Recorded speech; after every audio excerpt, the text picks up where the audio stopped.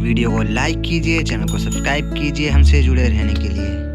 दोस्तों आज मैं आपको बताऊंगा डीबीएस क्रेडिट कार्ड के बारे में। डीबीएस क्रेडिट कार्ड के अंदर आप कैसे ऑनलाइन ट्रांजैक्शन को इनेबल कर सकते हैं।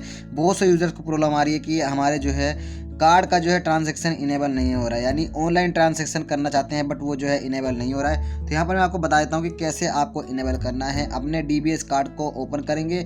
ओपन करने के बाद यहाँ पर आपको इसको लॉगिन कर लेना है। ओके, लॉगिन करेंगे अपनी फेस आईडी या फिर टच आईडी से या फिर पासवर्ड से, जैसे आप लॉगिन करना चाहते हैं। इसके बाद यहाँ पर आपको डीबीएस का जो है एप्लीकेशन आपका ओपन हो जाएगा, होम पेज।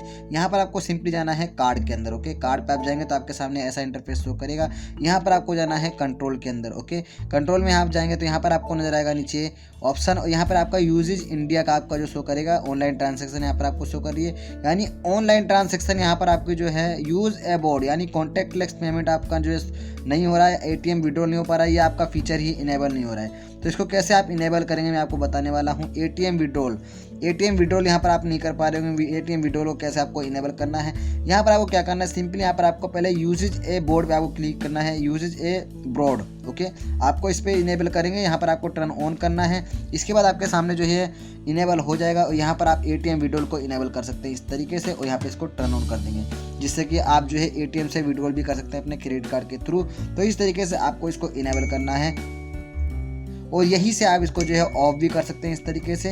ये यहाँ पर आपका जो है ऑफ हो जाएगा। वीडियो पसंद आया तो वीडियो लाइक कीजिए, शेयर कीजिए, फ्रेंड्स के साथ। चैनल पर नए आए हो चैनल को सब्सक्राइब कर लीजिए ऐसे ही टैक्स से रिलेटेड वीडियोस देखने के लिए।